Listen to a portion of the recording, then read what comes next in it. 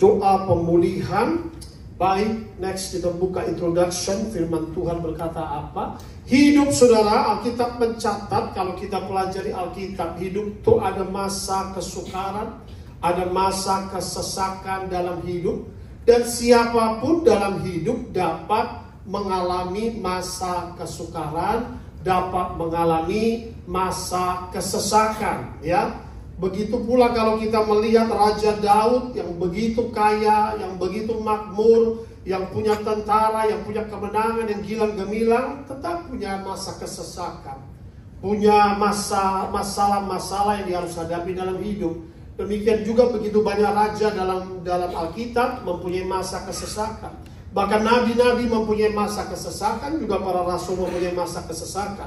Jadi saudara terkasih dalam Kristus, masa kesesakan, masa kesukaran bisa sakit penyakit, penderitaan, tekanan, atau dalam ekonomi, atau dalam keluarga, peperangan, ya, mengalami peperangan sehingga bangsa Israel tercerai-berai, atau juga peperangan penindasan, ya. Lalu krisis pangan, kita bisa melihat krisis pangan terjadi di dunia.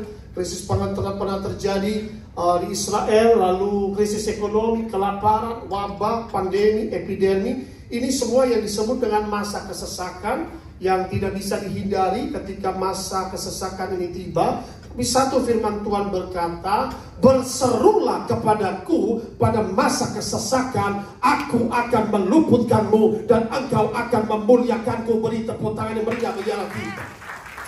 Alkitab tidak pernah berbicara bahwa tidak ada masa kesesakan, katakan amin. Tetapi berserulah kepadaku pada masa maka aku akan meluputkanmu. Tuhan akan meluputkan kita, katakan amin.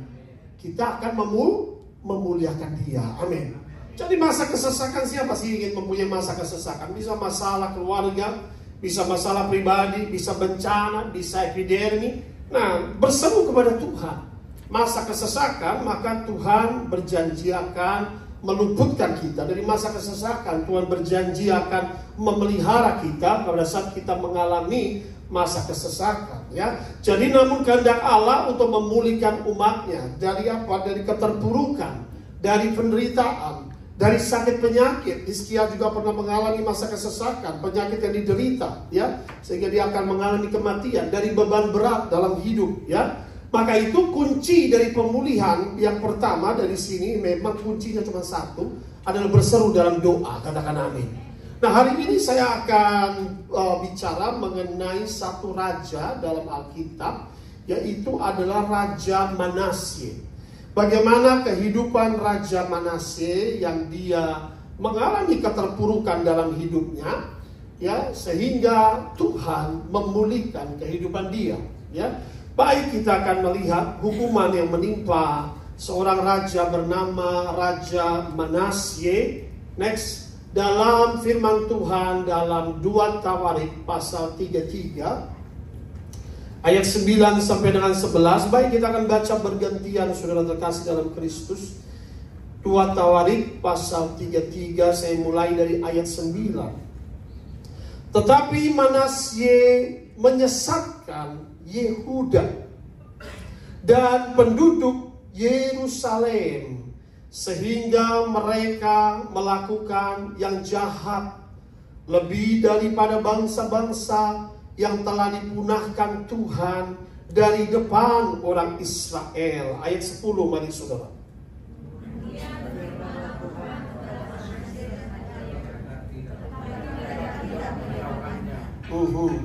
Ayat 11. Oleh sebab itu Tuhan mendatangkan kepada mereka panglima tentara Raja Asyur yang menangkap Manasye dengan kaitan, membelenggu dengan rantai tembaga dan membawanya ke Babel, ya. Jadi inilah kita bisa melihat peristiwa Manasye, seorang raja yang ditangkap, dibelenggu ya, dibawa di penjara di Babel, diikat, ada di tempat musuh, ya. Nah, sebelumnya apa yang terjadi, mengapa hal ini terjadi? Nah, kita melihat dalam ayat 9, hukuman yang menimpa seorang raja bernama Manasye. Bersama kita akan baca ayat demi ayat. Yang pertama ayat 9 dulu, saudara terkasih dalam Kristus. Tetapi Manasye, apa kata firman? Sekali lagi kita baca, menyesatkan. Manasye seorang raja menyesatkan Yehuda, penduduk Yerusalem, sehingga apa terjadi akibat penyesatan? Mereka melakukan yang apa? Yang jahat lebih daripada bangsa-bangsa yang telah dipunahkan Tuhan dari depan orang Israel. Ya, saudara terkasih dalam Kristus, jadi di sini kita dapat satu firman. Manasye kenapa dihukum? Bahwa dia adalah seorang pemimpin, sebagai pemimpin yang menyesatkan umatnya. Saudara katakan amin. Pemimpin yang menyesatkan, sehingga akibat penyesatan seorang raja ini, dia melakukan yang jahat. Rakyat bisa melakukan yang jahat akibat penyesatan seorang raja yang bernama Manasye. Seorang penyesat dapat mencemarkan rakyat, saudara. Seorang penyesat dapat mencemarkan umat ke dalam dosa melalui ajaran-ajaran yang sesat. Itu namanya penyesat, ya. Maka itu seorang pemimpin yang menyesatkan dapat mengakibatkan dosa kepada satu bangsa. Seperti halnya waktu Raja Ahab dalam Alkitab mendapatkan istri Isabel. Isabel adalah penyembah berhala. Akibat itu Raja Ahab juga menyembah berhala. Akibat itu rakyat menyembah berhala. Itulah terjadi akibat penyesatan. Kalau pemimpinnya seperti itu, maka rakyatnya bisa terjadi seperti itu. Makanya firman Tuhan berkata apa? Tuhan Yesus berkata demikian, ya, kita ada di akhir zaman. Penyesatan makin merajalela di akhir zaman. Kata Tuhan, penyesatan memang harus terjadi, tetapi terkutuklah orang yang mengadakan penyesatan itu. Katakan amin. Iya, penyesatan itu makin terjadi. Akhir zaman Tuhan sudah berkata akan banyak nabi palsu, akan banyak roh-roh penyesat, tetapi terkutuklah orang yang melakukan penyesatan itu. Katakan amin. Nah, inilah saudara kita bisa melihat Raja Manasye melakukan penyesatan, sehingga rakyat melakukan yang jahat lebih daripada orang-orang fasik, bangsa-bangsa yang dipunahkan Tuhan depan orang Israel. Waktu mereka keluar dari Mesir, mereka keluar dari Jordan, mereka harus menghadapi bangsa-bangsa yang besar, bangsa-bangsa yang kuat, kota-kota berkubu. Tetapi saudara terkasih dalam Kristus, bukan dengan kekuatan mereka menang, tetapi karena Allah Israel menyertai mereka. Beri tepuk tangan yang meriah-riahlah kita. Jika Allah ada di pihak kita, siapa menjadi lawan kita? Tidak ada. Katakan amin. Allah yang memberikan kemenangan dalam pertempuran. Kita bisa melihat itu. Di mana Musa mengangkat tangan, lalu peperangan itu terjadi kemenangan. Waktu Musa menurunkan tangan, tidak ada kemenangan. Sehingga harus ada dua orang, Yosua dan Kaleb, mengangkat tangan Musa ke atas tinggi-tinggi. Artinya mengangkat tangan apa? Waktu kita berserah kepada Tuhan, waktu kita mengangkat kepada Tuhan, Tuhan turun tangan membela umatnya. Beri tepuk tangan yang meriah-riahlah kita. Saudara, jangan pernah kita mengandalkan kekuatan kita. Katakan amin. Kekuatan kita ini terbatas. Allah kita tak terbatas. Amen. Kekuatan kita terbatas, uang kita terbatas, backing kita terbatas. Tapi kita punya backing di atas segala backing. Namanya Yesus Kristus, Juru Selamat dunia. Katakan amin. Saudara ingat, Raja Manasye mempunyai dosa sebagai penyesat. Itu demikian kata Alkitab. Apabila pemimpin negara melakukan hal-hal seperti itu, ya, ini pada saat itu dia pemimpin di Israel. Pemimpin negara kan banyak, saudara, di seluruh dunia. Sebagai contoh, apabila pemimpin negara di mana negara manapun melegalkan aborsi, melegalkan perceraian, melegalkan perzinahan, pembunuhan, ataupun judi, ataupun nightclub, miras dan lain sebagainya, negara itu mau jadi negara apa? Akhirnya negara yang penuh dengan kutuk seperti Sodom dan Gomorrah, ya. Baik, kita lihat gambar berikutnya.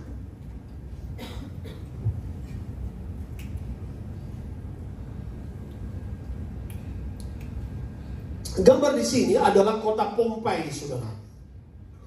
Hangus menjadi abu, ya. Hukuman ilahi menimpa orang berdosa. Kota Pompei ini seperti Sodom dan Gomora.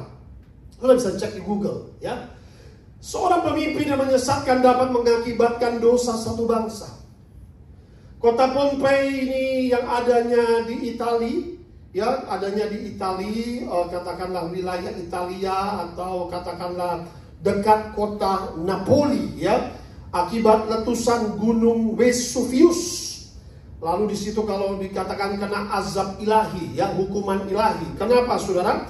Kota Pompei ini kota Romawi kuno yang penuh dengan dosa kebejatan, yaitu praktek prostitusi, penyimpangan seksual, kemaksiatan, kekerasan, kejahatan, homoseksual dan heteroseksual. Sehingga saudara, Allah mendatangkan, yaitu pertama adalah gempa bumi terjadi. Gunung-gunung gempa bumi, gunung Vesuvius meletus. Itu datanglah, yaitu katakanlah yaitu mereka menjadi abu karena lahar gunung itu atau api, ya, sehingga terjadilah letusan api dan belerang, terjadi seperti abu Sodom dan Gomora. Kita bisa melihat kota Sodom dan Gomora mati, saudara. Kota Pompei ini adalah kota termasyhur, terkaya, termakmur di zamannya, tetapi bisa menjelma menjadi kota mati yang hilang dari peradaban, saudara. Maka ini bisa menjadi pelajaran seperti Sodom dan Gomora. Kata Abraham, kamu mau pilih mana? Oh, Lot lihat. Lot bilang kota Sodom dan Gomora itu. Kota itu indah sekali. Ya sudah, kata Abraham. Biarlah Abraham dikasih yang kering pamannya. Ya. Dapatlah kota Sodom dan Gomora. Memang indah, tapi ternyata penuh dengan dosa, kemaksiatan, homoseksual dan lain sebagainya. Tetapi di mana Abraham berada, di mana orang benar berada, di situ berkat Tuhan dicurahkan, katakan amin. Tapi lihat akhirnya apa terjadi? Tetap Abraham berdoa bagi Lot keponakannya, ya. Nah, sudah terkasih dalam Kristus, kita bisa melihat, ya, dosa bisa mengakibatkan hukuman ilahi, ya. Maka itu saudara terkasih dalam Kristus, kita bisa melihat apa yang dibanggakan bisa hangus menjadi abu. Saudara terkasih dalam Kristus, apa yang mau kita banggakan? Harta kita. Jangan sampai karena uang atau harta kita saling mendengki, saling membunuh, saling mencelakakan, atau saling menghakimi. Bisa terbakar menjadi abu. Tuhan itu melihat. Alkitab mencatat jelas Raja Manasye menyesatkan penduduk Yehuda, penduduk Yerusalem, sehingga mereka melakukan apa yang jahat di mata Tuhan, ya. Jadi kita bisa melihat seperti ini apa yang terjadi, bahwa mereka melakukan apa yang jahat di mata Tuhan. Sehingga kita bisa melihat, lalu ayat 10 coba kita lihat di sini. Sebelumnya. Kemudian berfirmanlah Tuhan kepada Manasye dan rakyatnya, tetapi apa kata firman? Mereka tidak menghiraukan firman. Saudara, Alkitab jelas berkata bahwa hidup ini seperti bunga di ladang. Hari ini ada, besok tidak ada. Seperti rumput, saudara. Hari ini ada, besok semaraknya juga sudah tidak kelihatan. Apa yang mau dibanggakan, ya? Maka saudara terkasih dalam Kristus, perhatikan, Raja Manasye dan rakyat tidak mengindahkan firman Tuhan. Tidak dihiraukan firman Tuhan. Berarti sudah ada nabi-nabi yang memperingati, ini berdosa loh, tidak boleh melakukan hal seperti ini. Firman sudah berbicara, tapi tidak dihiraukan. Nah, inilah diabaikan. Mengabaikan firman Tuhan adalah dosa. Mengabaikan teguran-teguran Tuhan, didikan Tuhan, ajaran Tuhan, itulah yang adalah dosa. Pernyataan-pernyataan Tuhan, bahasa Inggris yang disebut dengan ignorance of God's word. Ignore, mereka mengignore firman Tuhan. Ketika firman disampaikan, no ignore. Ada penolakan dalam hati mereka. Gak usah, gak penting itu, gak usah dengerin firman. Nah saudara, inilah akibatnya. They forsake, they disregard the word of God. Ini yang terjadi, sehingga apa yang terjadi, mereka ketika mengignore atau mengabaikan firman Tuhan, akibatnya dosa menimpa, sehingga kita mencatat oleh sebab itu Tuhan mendatangkan kepada mereka musuh-musuh mereka, panglima-panglima tentara Raja Asyur atas izin Tuhan. Tadinya ada perlindungan atas Yerusalem, atas Yehuda, selama mereka menyembah Tuhan, katakan amin. Tetapi akibat mereka melakukan apa yang jahat di mata Tuhan, mereka disesatkan, sehingga Tuhan izinkan musuh menyergap, menangkap Raja Manasye. Dengan kaitan, bahkan membelenggu dengan rantai tembaga, kaki tangan dibelenggu, saudara. Ada di tempat musuh, ada di tangan musuh. Ini yang disebut masa kesesakan. Mau kemana Raja Manasye? Kalau sudah ada di tangan musuh, hidupnya sudah ada di ambang bahaya, hidupnya sudah ada di bayang-bayang maut, saudara. Secara logika ini sudah tidak mungkin dia lolos, sudah ada ditangkap. Dibawalah ke Babel. Kerajaannya ini sudah hancur, rajanya sudah dibawa di Babel, sudah masuk penjara di Babel. Bagaimana saudara? Inilah yang terjadi. Tetapi kita bisa melihat bahwa ternyata saudara, ada pertolongan Tuhan atas Raja Manasye ini ya. Nah, sebelumnya kita bisa melihat apa sih yang Raja Manasye menyesatkan umat Tuhan, seperti apa dosanya. Kita akan pelajari itu dalam next 2 Tawarik pasal 33 ayat 1 sampai dengan 6 ya. Ini cukup panjang, bergantian kita akan baca dosa yang dilakukan Raja Manasye. Yang pertama, saya baca ayat pertama. Manasye berumur 12 tahun pada waktu ia menjadi raja, dan 50 tahun lamanya ia memerintah di Yerusalem. Mari saudara. Ia melakukan apa yang jahat di mata Tuhan.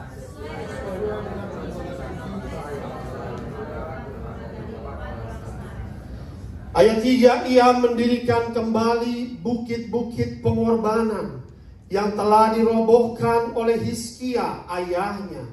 Ia membangun mesbah-mesbah untuk para Baal, membuat patung-patung Asyira, dan sujud menyembah kepada segenap tentara langit dan beribadah kepadanya. Ayat 4, mari saudara.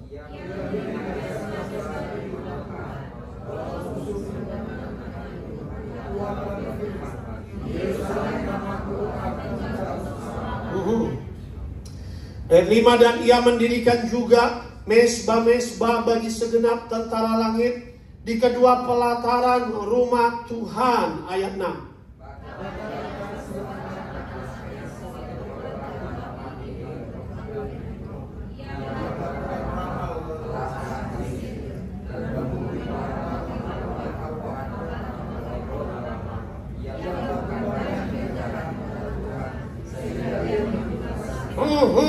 Ya, ia melakukan banyak yang jahat di mata Tuhan, sehingga ia menimbulkan, apa kata firman? Tuhan juga punya perasaan, katakan amin. Menimbulkan sakit hati. Wah, begitu banyak dosa dari Raja Manasye. Yang pertama, kita mencatat siapa itu Raja Manasye dalam ayat pertama. Umur 12 tahun ya, ia sudah menjadi raja, dan 52 tahun ia memerintah di Yerusalem. 12 tahun itu adalah raja yang sangat muda. Tentu kalau sangat muda ini, tentu ini yang terjadi, kurang sekali pengalaman, saudara. Ada amin.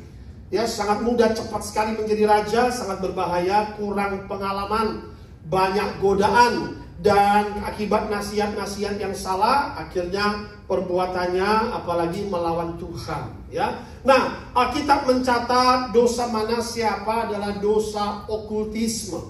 Sehingga kita bisa melihat, Alkitab mencatat ayat 2, ia melakukan apa yang jahat di mata Tuhan sesuai dengan perbuatan keji. Katakan bersama saya, perbuatan keji. Ada dosa yang disebut dosa keji, itu adalah dosa okultisme. Amin. Dosa keji itu sangat dibenci Tuhan. Makanya dalam 10 perintah Allah, jangan menyembah sesuatu seperti di langit, di bumi, di bawah bumi. Jangan menyembah berhala, itu dosa keji, katakan amin. Itu dosa okultisme.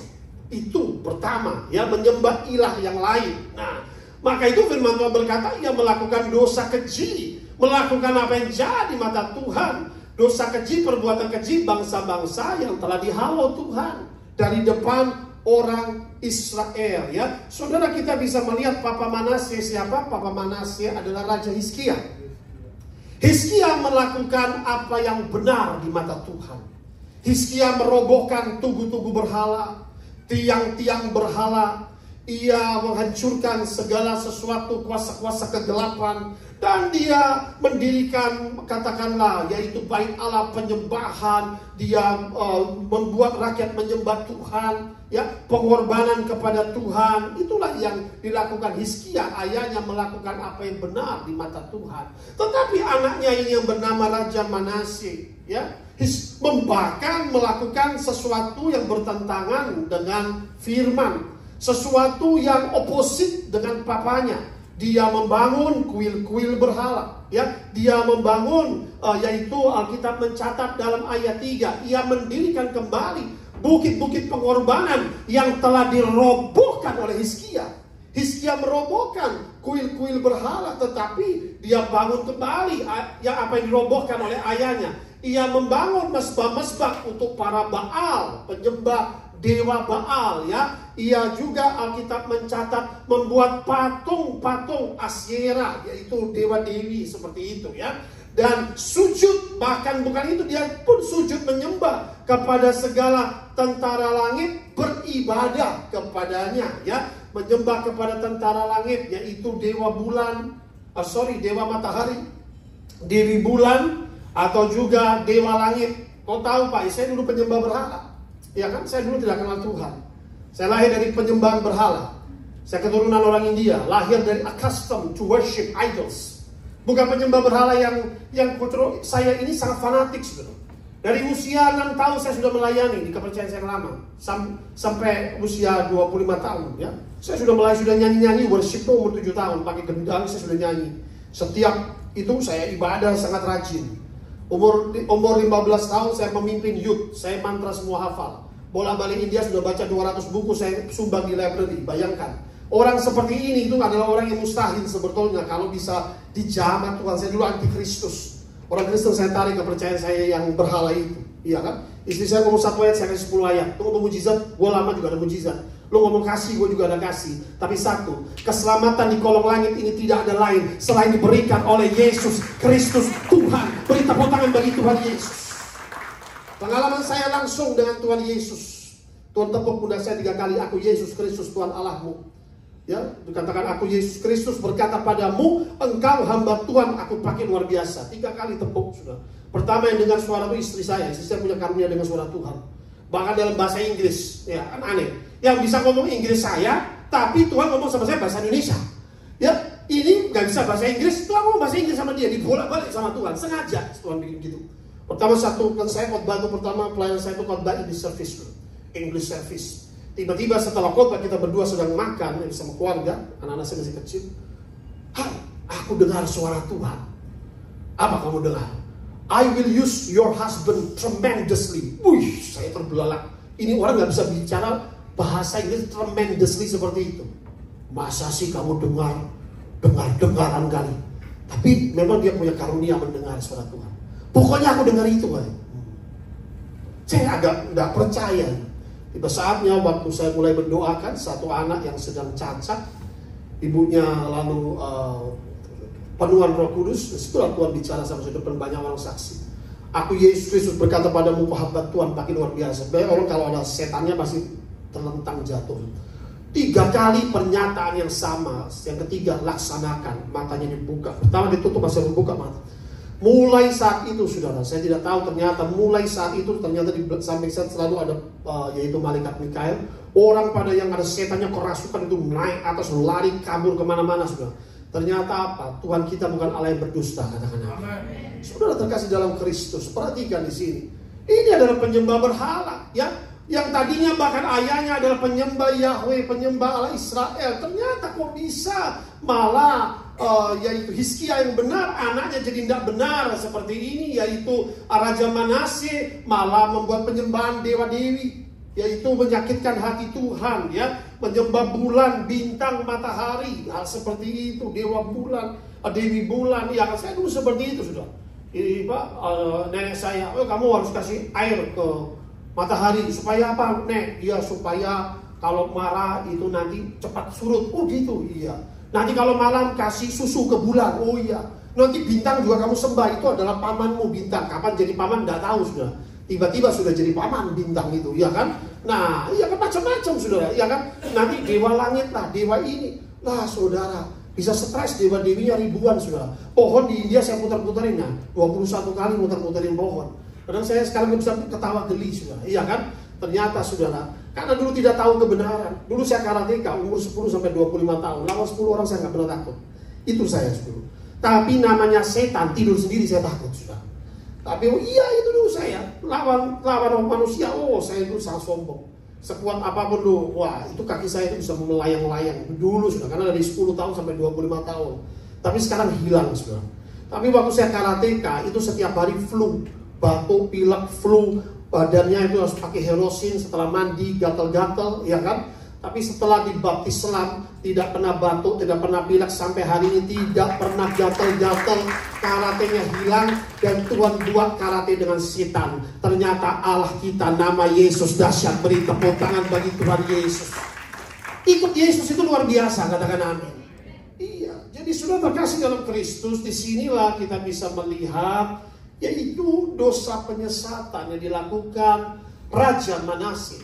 Pertama dia melakukan penyembahan berhala, membuat kuil-kuil berhala sehingga rakyat ikut menyembah berhala. Ya, lalu bukan cuma itu, dalam ayat 4 ia mendirikan mesbah-mesbah berhala itu di rumah Tuhan. Serem kali. Di bait Allah, saudara. Serem. Walaupun sehubungan dengan rumah Tuhan itu, Allah berfirman, di Yerusalem namaku akan tinggal untuk selama-lamanya. Jadi saudara terkasih dalam Kristus, orang mau berdebat apa, Yerusalem adalah milik Israel. Katakan amin. Itu milik Raja Daud, nggak usah ditentang-tentang, iya kan? Di situ namaku tinggal selama-lamanya. Katakan amin. Nah, maka itu sudah terkasih dalam Kristus, dan ia mendirikan mesbah-mesbah bagi segenap tentara langit di pelataran rumah Tuhan. Aduh. Bahkan bukan cuman rakyat, imam-imam pun menyembah berhala. Gara-gara siapa? Raja Manasye. Saudara, makanya firman Tuhan berkata apa? Sedikit ragi menghamiri seluruh adonan. Katakan amin. Sedikit ragi bisa menghamiri seluruh adonan. Raja ini telah menyesatkan rakyat menyembah berhala, bahkan para imam, bahkan menajiskan rumah Tuhan. Seram saudara, sangat seram. Ayat 6 bahkan dikatakan apa? Bahkan ia mempersembahkan anak-anaknya sebagai korban dalam apa? Api. Kepada siapa? Dewa Molok. Untuk perlindungan. Zaman sekarang disebut dengan pesugihan. Untuk mendapatkan dana secara gaib, ya kan? Orang kaya cepat dengan cara-cara seperti itu tidak gratis. Setan itu minta anak cucu, minta nyawa, minta hisap darah. Itu iblis. Yaitu dengan dikatakan, perhatikan, sebagai korban dalam api. Zaman itu Dewa Molok. Lebak Ben Hinnom ada di Israel, tempat kematian disebut dengan neraka. Dan itu dekat sudah di Yerusalem, saya pernah lihat itu. Sampai sekarang tanah mati ya, Ben Hinnom. Ia melakukan dosa okultisme, ramal, telaah, dan apa dikatakan? Sihir. Nah ini saudara ya, ramal, telaah, dan sihir. Kita anak Tuhan tidak boleh, katakan apa? Maka dikatakan ia melakukan ramal, pergi ke juru ramal, lihat garis tangan, nasibnya bagaimana, ya kan? Wajahnya dilihat, ini wajahnya kotak, ini telinganya panjang, hoki. Saudara, telingamu pendek panjang, kau diberkati Tuhan, katakan amin. Iya kan? Jangan sampai kita melihat hal-hal ramal-meramal seperti itu. Tanganmu seperti apa, nggak usah ditunjuk-tunjukkan. Takdirmu ada di tangan Tuhan, katakan amin. Jadi jangan sampai ya itu makhluk dikatakan apa? Meramal, telaah, dan apa? Sihir, ya kan? Sihir itu apa? Pelet, ya kan? Cinta ditolak, dukun bertindak. Itu orang dunia. Kalau kita cinta ditolak, berarti Tuhan punya rencana yang lebih baik. Amin. Iya, itulah katakanlah sihir itu pelet. Iya kan, ada bahkan orang Kristen sudah jadi Kristen, Gus, gua santet lu. Waduh, ya ampun. Ini manusia lamanya masih belum bertobat. Iya kan, gua santet lu. Gua santet itu apa? Satu serapah, satu kutukan yang dikirim. Iya kan, Ingat, Bileam mau menyantet bangsa Israel, sehingga ada malaikat Tuhan menentang Bileam. Bahkan di situ Bileam berkata apa? Ketika dia mau menyantet 3 kali, dia disuruh menyerapahi juru santet yang terhebat pada saat itu, ya kan? Bileam. Dia berkata, bagaimana aku mau menyerapahi, mau mengutuk yang diberkati Tuhan. Katakan amin. Anak Tuhan tidak akan pernah bisa dikutuk. Anak Tuhan tidak bisa diteluh, tidak bisa diguna-guna, tidak bisa dimantrai. Katakan amin. Jadi kalau orang mau, aku mau santetmu, silakan aja keluarkan santetmu yang paling hebat. Backfire, akan berbalik kepada dia sendiri. Itu namanya backfire. Iya kan? Kita harus bertobat, katakan amin. Jangan kita pakai daging, saudara. Marilah anak Tuhan cinta damai. Anak-anak Allah membawa damai. Ya, jangan sampai kita terpengaruh dengan pola dunia seperti itu. Bahkan dikatakan menghubungi para pemanggil arwah. Itulah disebut dengan sihir. Memanggil arwah orang-orang yang kerasukan, ya, ditanya-tanyain, ya. Pemanggil, yaitu pemanggil arwah, pemanggil roh peramal atau dukun, ya, dukun dan juru-juru ramal itu.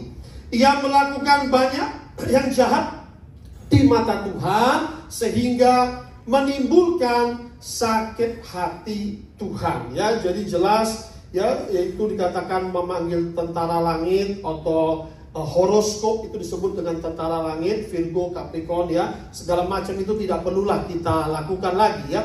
Yang menjadi pertanyaan saudara di sini, mengapa Allah membiarkan Raja Manasye mempengaruhi Yehuda melakukan dosa kejahatan sehebat itu? Mengapa Allah kok membiarkan? Ini raja sudah ngaco, sudah bejat, sudah ngawur, sudah melakukan penyesatan. Kenapa Tuhan biarkan raja ini melakukan penyesatan seperti itu demikian hebat? Ya, mengapa tidak Allah langsung saja menghukum, mematikan begitu kan Raja Manasye, atau menyingkirkan dengan cara Tuhan seperti itu, ya kan? Kalau istilah kita, oh kalau gue jadi Tuhan, gue singkirin deh raja gak benar ini, ya kan? Nah, saudara terkasih dalam Kristus, kita bisa belajar di sini, Allah terkadang mengizinkan pemimpin-pemimpin yang bejat atau pemimpin-pemimpin yang menyesatkan untuk melihat respon umatnya. Ya, artinya apa? Umat Tuhan harus bisa membedakan dosa, kejahatan, kefasikan, dan kebenaran firman Tuhan. Katakan amin. Tuhan izinkan, di dunia ini ada begitu banyak pola-pola kejahatan. Di dunia ini ada begitu banyak dosa kefasikan. Ada negara yang mengizinkan, melegalkan sodomi, yaitu homoseksual, heteroseksual, pernikahan sesama jenis. Tetapi tidak demikian dengan kita, ya. Pola-pola dunia yang menyesatkan ini kita tidak boleh mengikuti sesuai dengan pola-pola dunia. Hidup kita, prinsip kita adalah firman Allah, katakan amin. Jadi inilah saudara, Allah menguji kesetiaan umatnya di tengah-tengah pencobaan dunia yang penuh dengan kefasikan, yang penuh dengan kompromi, dengan dosa, dan juga dengan iblis. Next. Kita tahu bahwa Allah membenci kefasikan, ya. Pemimpin dunia dapat melakukan dosa kefasikan, yaitu menyimpang dari firman Allah. Namun sebagai umat Tuhan, kita tidak boleh turut melakukan dosa kefasikan. Katakan amin. Kita bisa membedakan. Oh ya, pemimpinnya seperti kita nggak boleh ikut-ikut, ya. Oh, pemimpinnya seperti ini. Hidup kita, prinsip kita firman saja. Firman Tuhan ini menjadi patokan, ya. Kita harus dapat membedakan apa kejahatan dan apa itu yang baik, kecemaran dan kekudusan. Umat Tuhan akan diuji, dimurnikan seperti Sadrak, Mesak, dan Abednego. Amin. Sadrak, Mesak, dan Abednego. Jika kamu tidak menyembah patung raja ini, maka kamu akan dilemparkan ke perapian yang menyala-nyala. Tidak, Tuhan Raja, kami menyembah Tuhan kami, sebab kami adalah orang-orang Yahudi. Kami tidak boleh menyembah patung-patung, Tuhan Raja. Rajanya marah, dipanas-panasin dengan rakyat itu. Dengan katakan orang-orang sampingnya, ya kan? Orang tukang-tukang panas ini yang paling parah, sudah dosanya paling bejat, ya kan? Tukang-tukang yang suka panas-panas ini, iya kan?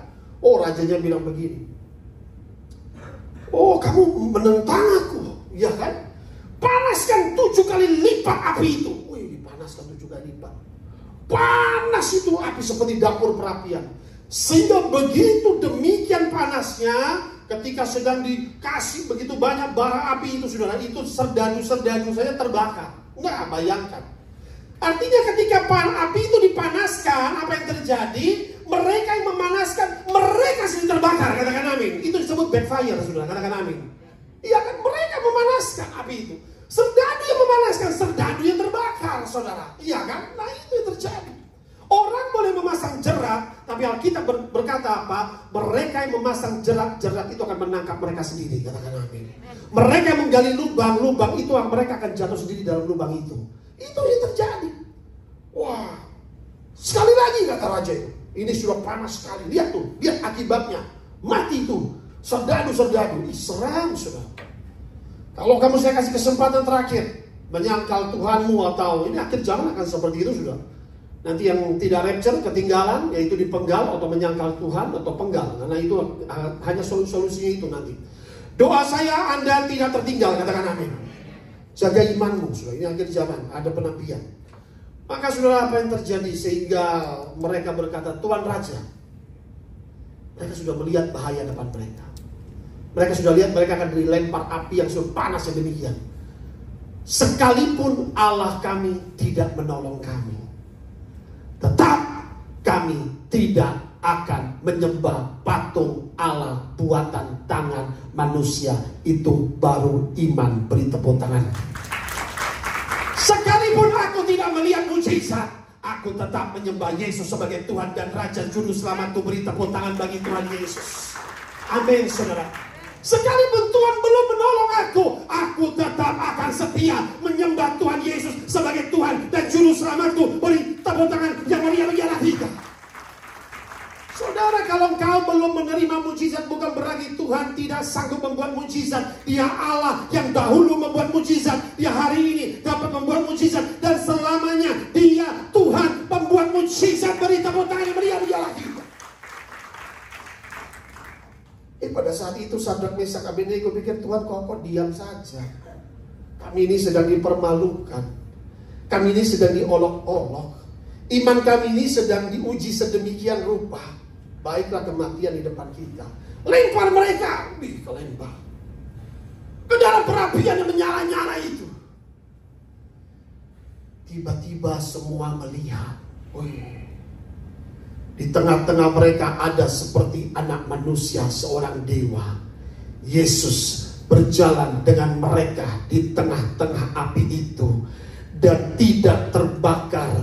Rambut mereka tidak hangus. Jubah mereka tidak hangus. Yesaya berkata demikian, sekalipun engkau melewati api itu tidak akan menghanguskanmu. Mereka keluar dengan kemenangan, musuh-musuh ditenggelamkan, tetapi kita anak Tuhan akan diselamatkan. Katakan amin. Saudara, Alkitab berkata bahwa hidup ini bukan tanpa api pencobaan. Itu disebut dengan api pemurnian. Kitab Daniel berkata banyak yang akan diuji dan dimurnikan imannya oleh api pencobaan itu. Tetapi orang-orang fasik tetap melakukan kefasikan. Tetapi mereka yang mengandalkan Tuhan akan tetap setia sampai selama-lamanya. Setuju dengan saya? Beri tepuk tangan meriah-meriah lagi. Saudara, kita bisa melihat ini dalam firman ini, kita belajar hari ini, ya. Maka itu berikutnya, iman kita harus tertuju belum kepada Tuhan Yesus dan firman-Nya. Katakan amin. Iman kita harus tertuju pada Tuhan Yesus. Tuhan, sekalipun aku belum melihat mujizat, aku percaya Engkau dapat menolongku. Amin. Sekalipun aku belum menerima kesembuhan, aku percaya Jehovah Rafa, Allahku sanggup menyembuhkanku. Amin.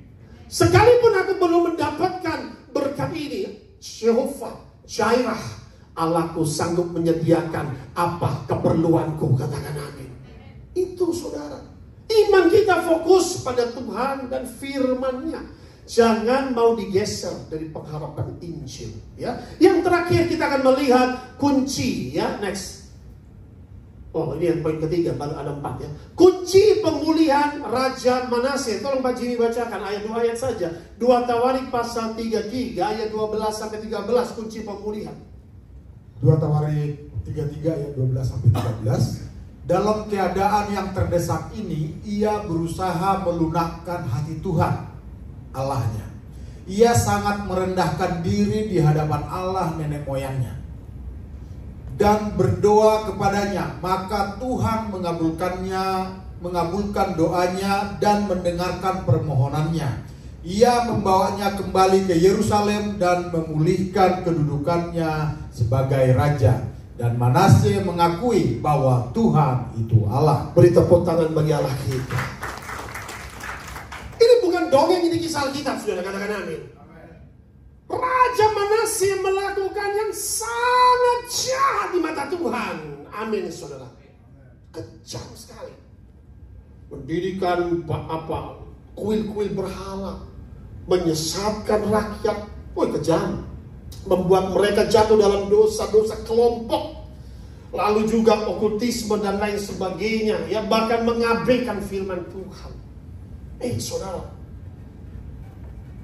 selama kita hidup masih ada kesempatan untuk bertobat, katakan amin. Selama kita hidup, dosamu merah seperti kirmizi dapat diputihkan seperti salju. Kita sebagai anak sesama Tuhan jangan suka menghakimi, tapi ajak mereka untuk bertobat, katakan amin. Orang jatuh jangan ditendang, angkat dia untuk bangkit kembali, katakan amin. Satu hari siapapun bisa mengalami kejatuhan, angkat sesamamu. Jangan menghakimi. Ukuran yang kau pakai untuk mengukur orang lain akan diukurkan kepadamu. Amin, saudara. Itu firman. Maka itu kita bisa melihat bagaimana, saudara, kalau kita melihat, wah ini gak masuk akal. Ini kan sudah raja. Saudara, kalau raja itu tadi kan dikatakan Raja Asyur sudah menang. Ini rajanya sudah ada di penjaranya. Sudah mau apa lagi? Itu kan tinggal Yerusalem, tinggal diduduki. Bayangkan, saudara, ini sudah dibelenggu dengan kaitan, dengan rantai. Iya kan, dijaga serdadu. Dia pikir sudah habis hidupnya. Sudah tinggal dihukum mati, ya selesai, saudara. Tapi di sini, saudara, pada saat dalam keadaan yang terdesak. Kadang-kala saya mau saudara catat. Kadang-kala Tuhan izinkan masalah untuk kita melihat kemuliaan Allah. Yang setuju dengan saya, beri tepuk tangan yang meriah bagi Allah. Masalah yang dihadapi Manasye sudah berat sekali. Dia sudah mau mati itu, saudara. Musuh ada di tangan musuh. Tinggal dibunuh saja, tinggal tikam saja ini orang. Selesai, udah ada di penjaranya Asyur, Raja Asyur. Dalam keadaan terdesak, ia berusaha melunakkan hati Tuhan. Amin. Dia pernah menyakiti hati. Dia sadar, waduh, aku salah. Aku sekarang mau lunakkan hati Allahku. Caranya bagaimana melunakkan hati Tuhan? Kunci dari pemulihan, saudara, yang pertama kita akan baca, ia sangat apa? Ini kunci utama.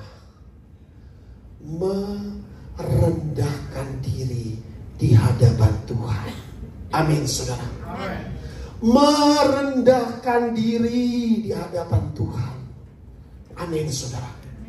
Itu dia tahu dia salah, ya. Pertama, saudara, setiap kita harus doa dengan kerendahan hati. Amin. Karena doa yang dengan kerendahan hati itu yang dijawab, bukan dengan tinggi hati, saudara. Amin. Bukan doa dengan satu formula saja, tapi rendahkan dirimu di hadapan Tuhan. Dia merendahkan diri di hadapan Tuhan Allahnya. Dia mau mencoba melunakkan hati Tuhan. Ingat, saudara, hidup ini Alkitab mencatat seperti uap. Tahu bubble uap, saudara bisa lihat uap tuh. Yang ada sebentar itu hilang. Sama. Hidup kita yang hari ini ada, besok hilang, disappear. Apa yang mau dibanggakan? Hidup ini seperti bunga di ladang, ya. Dikatakan seperti bunga mawar yang begitu wangi. Besok kalau sudah waktunya jatuh, wanginya juga hilang, harumnya juga hilang. Maka itu sudah terkasih dalam Kristus dikatakan bisa layu dan bau, ya kan? Apa yang mau dibanggakan, harta atau tahta, kemolekan, kecantikan, kegantengan atau apa, semuanya akan hilang dan lenyap, saudara. Raja Manasye di sini, saudara, dikatakan jelas pertama dia merendahkan diri di hadapan Tuhan. Orang yang merendahkan diri di hadapan Tuhan yang pertama adalah orang yang mau mengakui segala dosanya kepada Tuhan. Katakan amin. Itu pertama. Waktu kita merendahkan diri kepada Tuhan, Tuhan, aku orang berdosa. Itu kerendahan hati, katakan amin. Catat dosa-dosa. Aku telah berdosa terhadapmu, terhadap sesama manusia. Mungkin dosa melalui perkataanku, jerat perkataan. Mungkin dosa melalui perbuatan tanganku. Rendahkan diri kita. Mungkin dosa melalui pikiranku, dosa melalui hatiku, ucapanku. Aku minta ampun di hadapanmu, katakan amin. Kita ini semua orang berdosa. Amin. Tidak ada orang yang benar. Alkitab bicara tidak ada satupun orang yang benar. Dosa melalui mata, melihat, mengingini, sudah berzina dalam hati. Dosa melalui pendengaran, mendengar hal-hal yang tidak baik. Siapa yang boleh diam di gunung Tuhan? Orang yang bersih tangannya dan murni hatinya, katakan amin. Bersih tangan. Perhatikan itu betapa tangan kita pun dilihat dari surga. Mata kita, pikiran kita, perbuatan hati. Bersih tangan, murni hati. Jika hati ada kebencian, dendam, amarah menyala-nyala, itu juga berdosa, katakan amin. Ada orang saya mendoakan, tanya, ayo aku minta Tuhan ampuni dosa. Dosaku apa? Ya ampuni orang sombong. Kita harus merendahkan diri di hadapan Tuhan, katakan amin. Dosa melalui hati. Oh iya, aku ada dengki sama orang, atau aku ada amarah, aku belum mengampuni, ini juga dosa. Nah itulah orang yang merendahkan diri pertama adalah orang yang mengakui dosa-dosa kepada Tuhan. Orang yang merendahkan diri adalah orang yang berdoa dengan mencucurkan air mata, katakan amin. Orang yang berdoa mencucurkan air mata itu bukan doa yang pura-pura, saudara. Tidak bisa orang mencucurkan air mata dengan pura-pura, ya. Yaitu bagaimana dengan suatu penyesalan akan dosa, sehingga berjanji untuk berubah dan bertobat. Orang yang merendahkan diri itu pertama hatinya terbuka kepada Tuhan, katakan amin. Jangan mengeraskan hatimu, katakan amin. You want to be connected to God. Kau mau terkoneksi dengan Allah, pertama hatimu harus terbuka kepada Dia. Amin. Your heart should be open to God. Seek my heart, Lord. Tuhan, lihat kedalaman hatiku. Amin. Lihat hatiku, Tuhan. Sampai Daud berkata, ujilah aku Tuhan. Wah, itu luar biasa, ya. Hatinya terbuka kepada Tuhan. Jangan kita mengeraskan hati. Terbuka kepada firman, terbuka kepada teguran. Terbuka, ya Tuhan aku salah. Teguran-teguranmu aku terima ini semua. Aku telah bersalah. Mengakui saja. Siap orang yang merendahkan diri itu siap dibentuk oleh Tuhan. Orang yang merendahkan diri siap dididik oleh firman Tuhan. Orang yang merendahkan diri siap dituntun oleh firman Tuhan untuk hidup dalam jalan kebenaran. Orang yang merendahkan diri siap meninggalkan dosa, meninggalkan kejahatan, tabiat keberdosaan, kebiasaan-kebiasaan buruk, dan siap bayar harga, katakan amin. Harga untuk bertobat, katakan amin. Iya, Tuhan aku siap bayar harga. Yaitu untuk hidup, meninggalkan dosa, ketidakbenaran, dan hidup dalam pertobatan. Tapi disinilah kita bisa melihat betapa luar biasa. Ya, waktu dia merendahkan diri dan berdoa kepadanya, maka Tuhan mengabulkan doanya. Allah mendengar doa. Allah menjawab doa. Beri tepuk tangan yang meriah bagi Allah. Allah tidak jauh dari doa, katakan amin. Dia mendengar doa. Seruan doa kita, dia melihat air mata kita.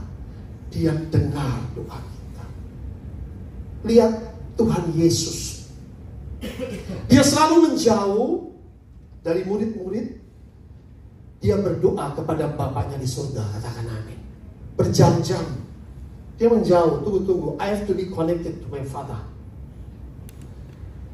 Saudara, makanya kata Tuhan, doa yang paling disukai Tuhan, gak usah gembar-gembor. Kunci pintu kamarmu, doalah kepada Bapakmu di surga.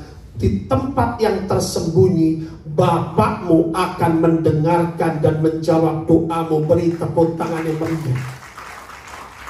Ini bukan doa di gereja loh saudara. Ini doa di penjara saudara. Ada amin. Ini bukan doa yang rame-rame pakai unda. Simple. Di penjara dia doa. Merendahkan diri, dia menangis di hadapan Tuhan. Ini memang aku orang berdosa, manusia busuk lah Tuhan. Ampuni aku. Tak layaklah aku ini. Nah, ketika dia berdoa itu, Tuhan mengabulkan doanya. Tuhan mendengarkan permohonannya. Ia membawa, lo kan aneh, kembali ke Yerusalem, memulihkan kedudukannya sebagai raja. Beri tepuk tangan.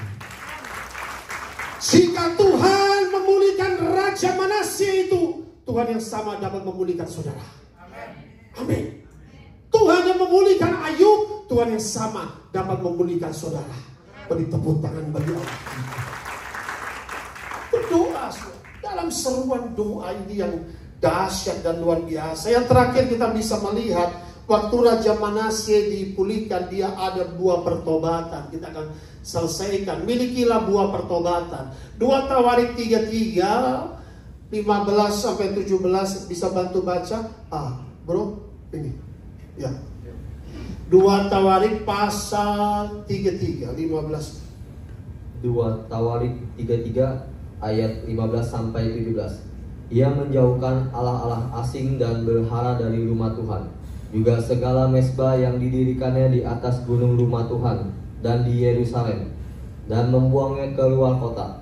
Ia menegakkan kembali mezbah Tuhan, mempersembahkan korban keselamatan dan korban syukur di atasnya, menyerukan kepada Yehuda untuk beribadah kepada Tuhan, Allah Israel.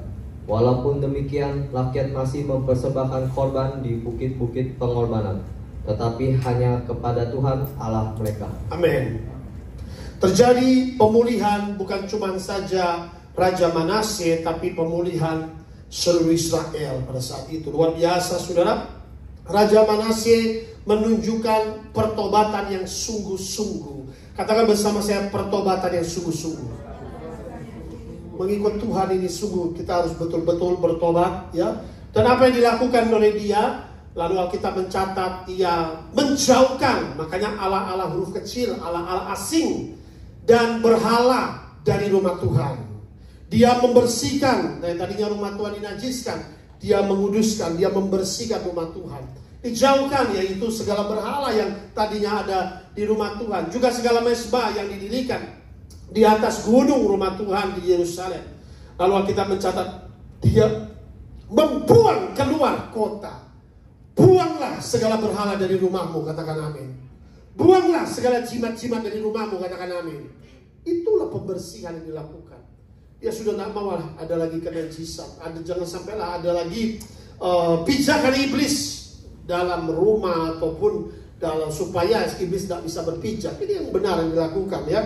Dia sungguh-sungguh bertobat. Dia tahu dia masuk berkat Tuhan itu Allah, ya kan? Bagaimana dia bisa lepas dan mengalami pemulihan, kembali menjadi raja. Itu perkara yang tidak mungkin sekali, saudara. Tapi bagi Allah tidak ada yang tidak mungkin, katakan amin. Ini luar biasa. Ia menegakkan kembali mezbah Tuhan, mempersembahkan korban keselamatan dan korban syukur. Ya, korban keselamatan yang kita lakukan sekarang adalah perjamuan suci atau perjamuan kudus, korban syukur atau pujian syukur kepada Tuhan. Ya, lalu juga mereka dikatakan beribadah, menyerukan kepada Yehuda beribadah kepada Tuhan. Ya, terjadi ibadah kembali yang cara yang benar. Ya. Walaupun dikatakan bahkan semua rakyat juga sempat ada yang tidak bertobat, tapi puji Tuhan banyak yang sudah kembali ke jalan yang benar. Kesimpulan apa, saudara? Yang pertama, dosa mempunyai konsekuensi, yaitu hukuman ilahi. Itu pertama. Dosa mempunyai konsekuensi. Pendosa adalah mau. Tapi yang kedua, orang berdosa sejahat apapun, kita bisa melihat sejahat Raja Manasye dapat diampuni oleh Tuhan, katakan amin. Dapat diampuni oleh Tuhan. Kenapa? Di sini kita bisa melihat jika kita datang kepada Tuhan dengan merendahkan diri, berdoa, berseru kepadanya, katakan amin. Datang sejahat apapun, ya.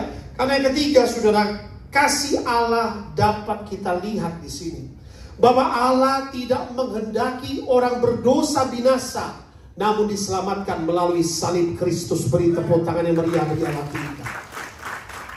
Makanya kalau lihat orang berdosa, jangan dihakimi, katakan amin.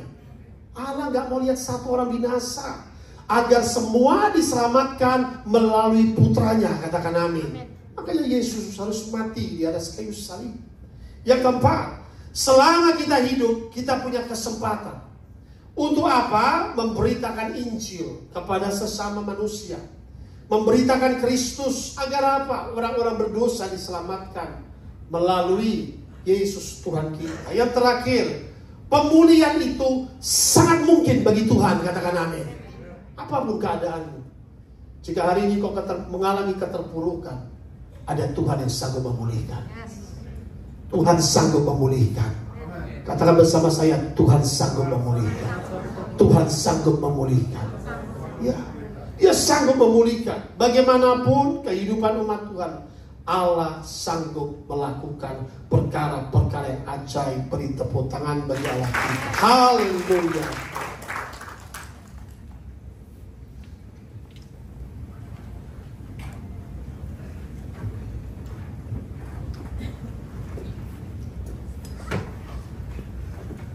Kita kasih tepuk tangan yang paling meriah buat Tuhan Yesus. Kita sudah mendengarkan kebenaran firman Tuhan. Sama-sama kita akan memberikan persembahan yang kedua, saudara. Sebelum kita memberikan persembahan, kita tundukkan kepala, kita bersatu di dalam doa. Bapa, kami mengucap syukur Tuhan, kami berterima kasih buat kebenaran firman-Mu Tuhan yang sudah disampaikan pada pagi hari ini Tuhan. Ajar kami bukan saja cakap dalam mendengar kebenaran firman-Mu, tapi mampukan setiap kami juga cakap dalam melakukan setiap aspek kebenaran firman-Mu di dalam kehidupan kami. Maka berkati juga Tuhan gembala kami yang menyampaikan kebenaran firman Tuhan, agar dalam setiap usaha bisnis maka pelayanannya Tuhan buat berhasil. Terima kasih Tuhan, maka dengan ucapan syukur kami siapkan hati kami untuk memberikan persembahan yang terbaik buat Tuhan. Kami memberi dengan sukacita dengan penuh ucapan syukur. Haleluya. Sama-sama siap memberi, kita katakan amin. Bersama boleh dijalankan selamat memberi. Tuhan Yesus memberkati kita semua.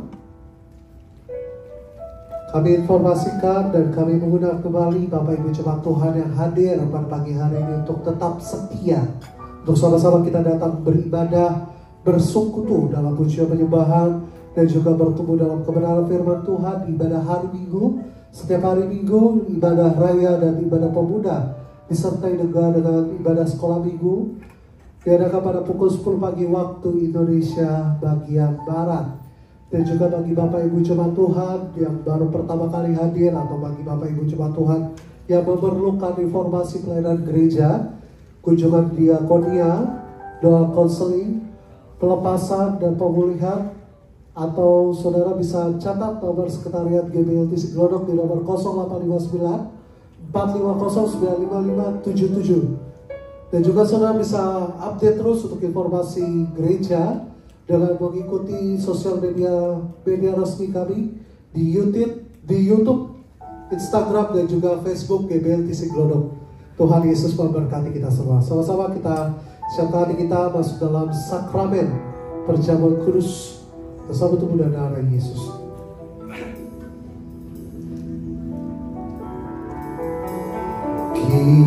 Kisah Abia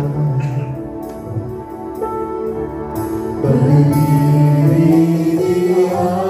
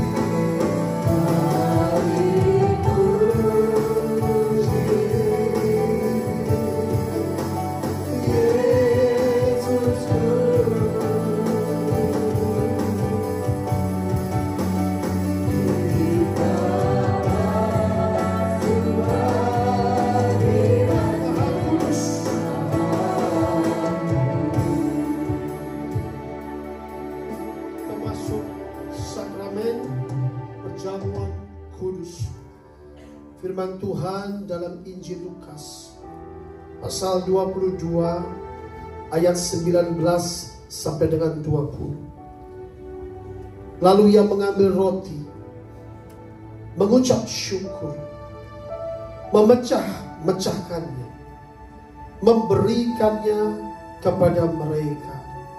Katanya, inilah tubuhku yang diserahkan bagi kamu. Perbuatlah ini menjadi peringatan akan aku. Demikian juga dibuatnya dengan cawan. Sesudah makan, ia berkata, cawan ini adalah perjanjian baru oleh darahku yang ditumpahkan bagi kamu.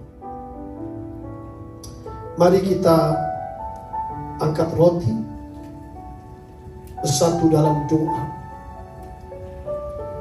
Dalam nama Tuhan Yesus, inilah roti hidup yang turun dari surga.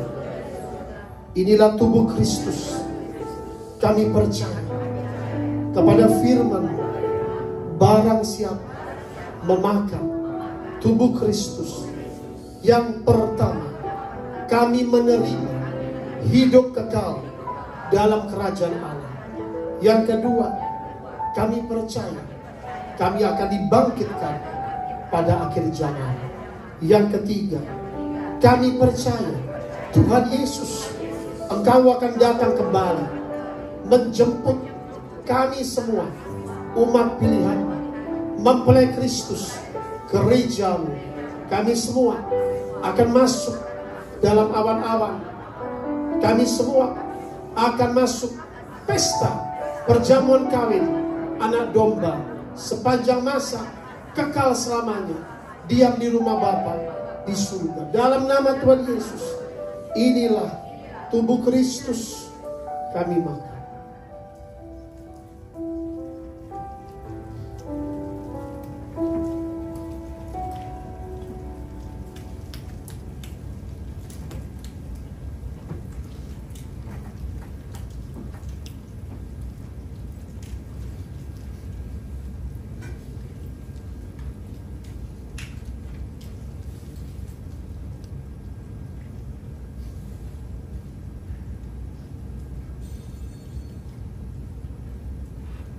Angkat cawan. Dalam nama Tuhan Yesus, cawan ini adalah darah Yesus Kristus sebagai perjanjian yang baru dan yang kekal. Darah anak domba Allah ditumpahkan, dicurahkan di atas kayu salib untuk pengampunan dosa untuk seluruh umat Tuhan. Kami percaya oleh darah Yesus, dosa-dosa kami diampuni, dihapuskan. Oleh darah Yesus, kami dikuduskan, disucikan. Oleh darah Yesus, kami sudah ditebus dari kutuk maut, sakit penyakit, segala penderitaan, segala hutang dosa, terbayar lunas, sudah dipakukan di atas kayu salib. Tidak ada lagi pendakwaan terhadap kami, anak-anak Tuhan. Oleh darah Yesus, kami termeterai anak-anak kerajaan Allah. Oleh bilur-bilurnya, kami menerima kesembuhan secara utuh dari ujung kepala sampai ujung kaki, sehat dan sempurna. Dalam nama Tuhan Yesus, inilah darah Yesus Kristus kami minum.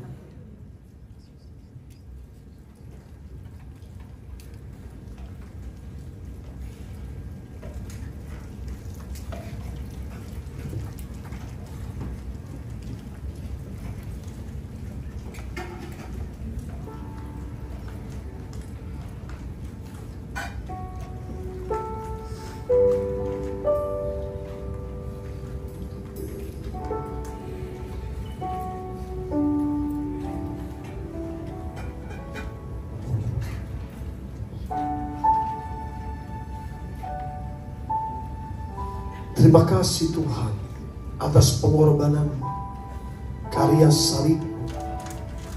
Kasih-Mu besar bagi kami. Di atas kayu salib, Engkau mati bagi kami. untuk memperdamaikan kami dengan Bapa di surga. Sehingga hubungan manusia yang rusak dengan Allah Bapa menjadi pulih kembali. Dan dengan sesama menjadi pulih kembali. Dan hamba berdoa saat ini juga di mimbar-Mu yang kudus, biarlah pemulihan terjadi dalam hidup umat. Pemulihan dalam setiap keluarga, pemulihan dalam ekonomi, pemulihan dalam pekerjaan. Tuhan pulihkan semua sektor dalam kehidupan mereka. Semua lini dalam kehidupan terjadi pemulihan dalam nama Yesus. Kami percaya Allah yang kami sembah adalah Allah yang sanggup memulihkan. Kedudukan saudara dipulihkan oleh Tuhan. Jabatan saudara dipulihkan oleh Tuhan. Pekerjaan dipulihkan oleh Tuhan. Tuhan berkati setiap umat-Mu. Mereka yang berdoa, silakan saudara berdoa kepada Tuhan. Apa yang menjadi pokok doamu? Kau Allah yang menjawab doa. Kau Allah yang memulihkan keadaan kami Tuhan. Kasih-Mu bagi umat-Mu, penyertaan-Mu bagi umat-Mu. Kami bisa melihat betapa Raja Manasye mengalami hukuman, tetapi pemulihan terjadi. Hizkia mengalami penyakit, tetapi pemulihan terjadi. Engkau menyembuhkan dia. Siapapun yang mengalami penyakit, penderitaan hari ini, dalam nama Tuhan Yesus, kesembuhan terjadi. Pemulihan terjadi dalam nama Yesus.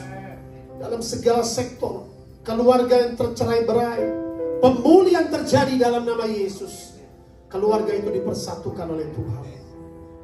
Ekonomi yang hancur, yang terpuruk, pemulihan terjadi dalam nama Yesus. Tuhan, Kau mengerjakan pemulihan bagi umat. Indonesia diberkati Tuhan. Indonesia mengalami pemulihan dan berkat Allah tercurah atas Indonesia. Bapa di surga, berkati negeri kami. Berkati presiden kami. Berkati wakil presiden. Berkati juga seluruh jajaran pemerintahan. Menteri, TNI, Polri. Berkati semuanya Tuhan. Berkati umat-Mu Tuhan. Kasih-Mu menyertai setiap umat-Mu. Terima kasih Tuhan Yesus. Terima kasih Bapa di surga. Terima kasih Allah Roh Kudus. Terima kasih Tuhan. Terima kasih Tuhan Yesus. Kita akan doa buat minyak urapan. Di dalam nama Bapa, Anak dan Roh Kudus. Inilah pot-pot minyak urapan sesuai firman Allah. Hakim-Hakim 9, 8-9. Muliakan Allah dan manusia. Manusia mulia diberkati, sempurna sehat, diberkati, kuduskan Tuhan. Minyak urapan ini menjadi api Roh Kudus, membakar setan-setan, a consuming fire, api yang menghanguskan kerajaan kegelapan, mengusir roh-roh penyakit, sehingga terjadi pentahiran, kesembuhan dalam nama Tuhan Yesus. Firman-Mu berkata, kami diurapi sebagai tanda melebihi teman-teman sekutu kami. Biarlah oleh pengurapan ini kuasa Allah bekerja. Roh Kudus menyertai setiap kami. Roh Kudus mengurapi kami, menjadikan kami lebih dari pemenang. Perlindungan Tuhan atas setiap umat Tuhan. Dalam nama Tuhan Yesus. Dalam nama Tuhan Yesus. Terima kasih Tuhan, kami sudah memuji, menyembah-Mu. Kami doa berkati setiap umat-Mu. Berikan breakthrough dalam finansial mereka. Terobosan terjadi dalam finansial. Dalam nama Tuhan Yesus. Segala roh-roh jahat yang mengganggu diusir keluar dari kehidupan umat-Mu. Segala serangan-serangan agen-agen iblis dihancurkan dalam nama Yesus. Segala kuasa roh monitoring spirit, roh-roh pemantau yang memantau progres mereka, yang memantau pekerjaan mereka, roh-roh pemantau dikibaskan ke dalam api Tuhan yang menghanguskan, terbakar menjadi abu dalam nama Yesus. Segala kuasa-kuasa santet teluh guna-guna berbalik kepada pengirim dalam nama Tuhan Yesus. Kuasa musuh dihancurkan dalam nama Yesus. Tuhan, kami doa pendamaian sehingga musuh-musuh mereka berdamai dan diberkati. Firman-Mu mengajar untuk hidup dalam berdamai. Kami hidup dalam kasih. Itulah ajaran-Mu Tuhan. Kami doa bagi bangsa ini Tuhan, biarlah Indonesia dilawat Tuhan. Kami doa mereka yang belum mengenal Tuhan, sehingga mereka boleh mengenal Engkau melalui setiap kami Tuhan. Buat kami boleh membawa Injil, kami boleh menjadi terang dan garam Tuhan, bagi Indonesia, bahkan bagi bangsa-bangsa. Terima kasih, kami akan mengucapkan berkat-Mu, kami sudah menyembah dan memuji-Mu. Terima kasih Tuhan. Tiba saatnya sebelum kami pulang, angkatlah tangan-Mu kekasih Tuhan. Terimalah berkat Juru Selamat-Mu, Elohim-Mu, Yesus Kristus Tuhan, memberkati engkau dan melindungi engkau. Tuhan menghadapkan wajahnya kepadamu, memberikan shalom, damai sejahtera kepadamu. Tuhan menyinari engkau dengan wajahnya, memberikan kasih karunia kepadamu. Diberkati pintu rumahmu, diberkati keluar masukmu, diberkati lumbung-lumbungmu, roti adonan, buah kandungan, anak cucumu diberkati Tuhan. Sekarang pulanglah, terimalah berkat. Bapa di surga memberkati saudara. Cinta kasih dari Tuhan Yesus, persekutuan Roh Kudus menyertai kami semua sampai Maranatha. Tuhan datang menjemput kami semua di awan kemuliaannya. Shalom semuanya, katakan amin. Terpuji dan